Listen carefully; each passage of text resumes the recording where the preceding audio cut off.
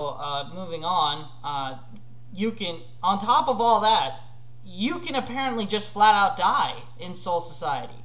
Byakuya mentions that his wife died of an illness and passed away a long while ago, and that the reason why he took in Rukia into his household was because it turns out Rukia is Byakuya's sister-in-law.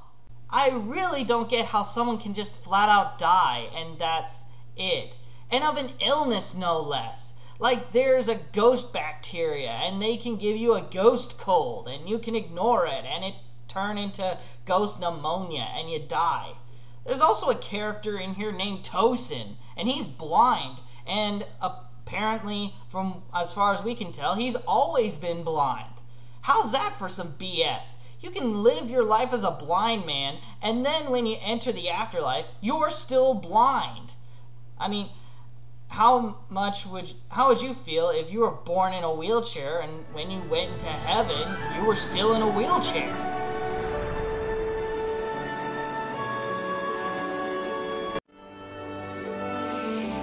Perfect.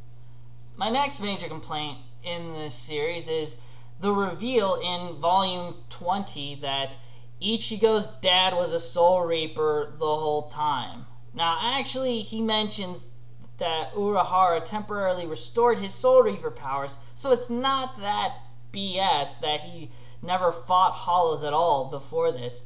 But it does bring up a lot of questions as to how or why he never involved himself in any of the stuff Ichigo was doing the whole time in the series. First off, he should have known a Hollow was coming the entire time in that first chapter and not have gotten ambushed by it. Case in point, Rukia, Uryu, and Ichigo himself all had a period in the story where they were completely without access to their spiritual abilities and yet were still able to sense Hollows and other apparitions about them. Ichigo's dad even pointed out that he knew when Kon was inhabiting Ichigo's body, and Kon realizing that he never did call him Ichigo when he was possessing him. I could chalk it up to the whole "a father can tell" explanation, but the fact that he knew he was a Kanpaku soul and not just "not my son" points out that he could still sense it was another soul, meaning it had he had some capacity. This puts everything else in perspective too, since when Ichigo went to fight on routine patrols and fighting in Soul Society, and how his dad just didn't try to help him out or anything.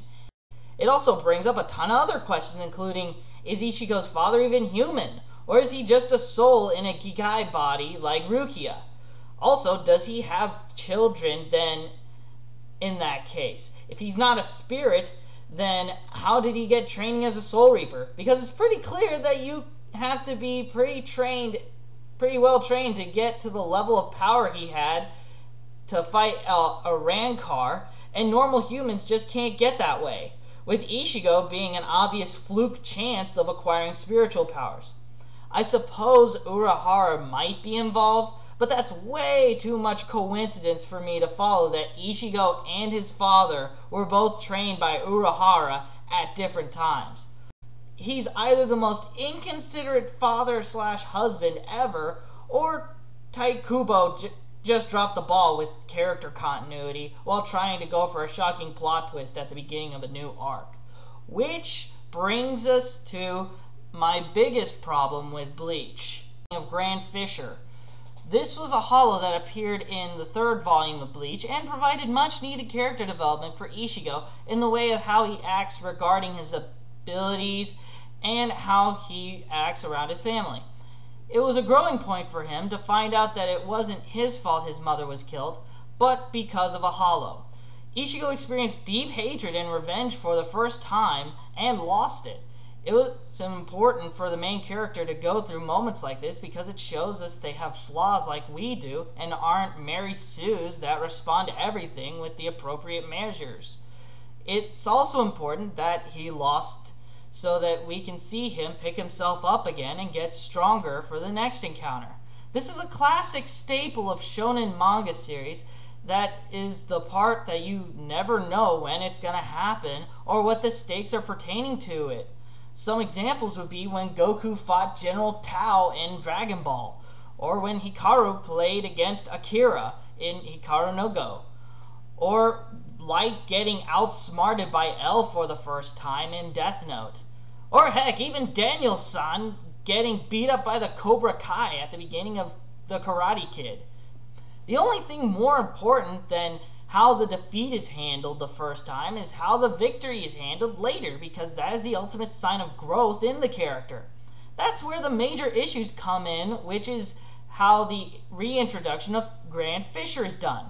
Grand Fisher was shown to be different than the other Hollows because it was smart and avoided direct conflict in favor of ambushing. Clever girl. At the end of the volume, we see the Grand Fisher was not even at full strength and that he actually had another more powerful form he could manifest, which made the reader excited to know that it won't be the same fight next time, and it will also be for raised stakes as well. As it should be, considering that this is the only antagonist so far that Ichigo has had a serious grudge against. It isn't until volume 21 that we see him again.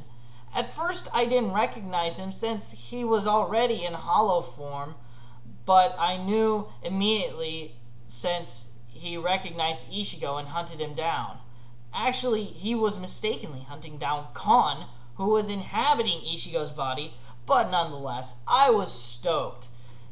Raised stakes, more powerful than before. You have a new kind of breed of enemy, the Arankars coming in, and Ichigo had his Bankai technique, and there were more powerful foes, and the first one he gets to fight happens to be the one he's been itching to put the hurt on. Great! Then, who's this? Holy, Ichigo's dad was a Soul Reaper. Ichigo's dad then proceeds to lay waste to Grand Fisher with strength comparable to that of a court captain, and the fight is done. After the initial shock of the surprise twist, I felt cheated because this was supposed to be Ichigo's fight to get closure with the death of his mom.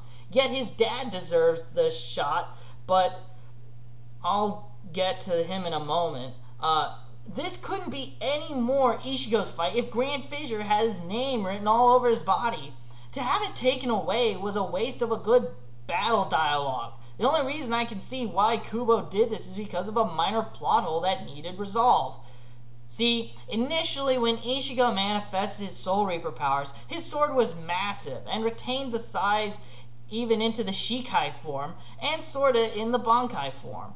Rukia explains that the size of the sword, the Zanbakuto, is a reflection of the amount of power the wielder possesses. Then the courtyard captains enter the picture, especially Kenpachi Zaraki. He's supposed to be all spiritual energy and absolutely no technique or finesse in fighting, relying entirely on his enormous spiritual energy, which was too much for even Ichigo to handle. Him, along with Yama, Byakuya, Soifun, and Gin, all should have more spiritual energy and thus have swords as large or more than Ichigo's. It's for that flub that Kubo most likely included the dialogue of Grand Fisher pointing out that his Zanpakuto was bigger than Ichigo's dad. Ichigo's dad explains that a Soul Reaper can learn to manipulate the size of his Zanpakuto so he's not wielding a sword the size of a building or something, and he can more easily fight with it. Of course, I don't think it was necessary to have Ichigo's father there to say that if that was all that needed to be done. He could have had Shinji, more than strong enough to beat him, show up, say the line, and defeat Grand Fisher all on his own. On top of that, Ichigo still thinks that Grand Fisher is out there somewhere. He still thinks one day he will track down his mother's killer and exact revenge, because Ichigo's father never told him he had defeated him or anything like that. Well, those are my main problems with the Bleach series. Now, keep in mind, some of these issues may resolve themselves later if the plot is brought up later to explain some of the things, like maybe why Ichigo's dad was a Soul Reaper the whole time or something like that. but I'll still feel cheated about the bigger stuff, including the Grand Fissure fight. And, well, I do still enjoy the series all on its own. I mean, these issues are just things to be brought up, but not necessarily issues to completely make the series irredeemable. And I do enjoy it for what it is, which is just an excuse to have people show up and sword fight, which everyone can get behind that. I mean, hell, I wish that some live action movie series would kind of do more of that. Hell, I wish Heroes, the TV series, was more about action and fighting. Then maybe it wouldn't have gotten rewritten in the later seasons by Jeff Loeb, and then eventually canceled at the end of the 5th season. But that's another thing. And I've already harped enough on Bleach as it is that I need to go and read some of the latest chapters in the Shonen Jump print to get back into why I still enjoy and still collect the series even now. So I'll check you guys out again later, and if I don't, then I'll see you in the next review.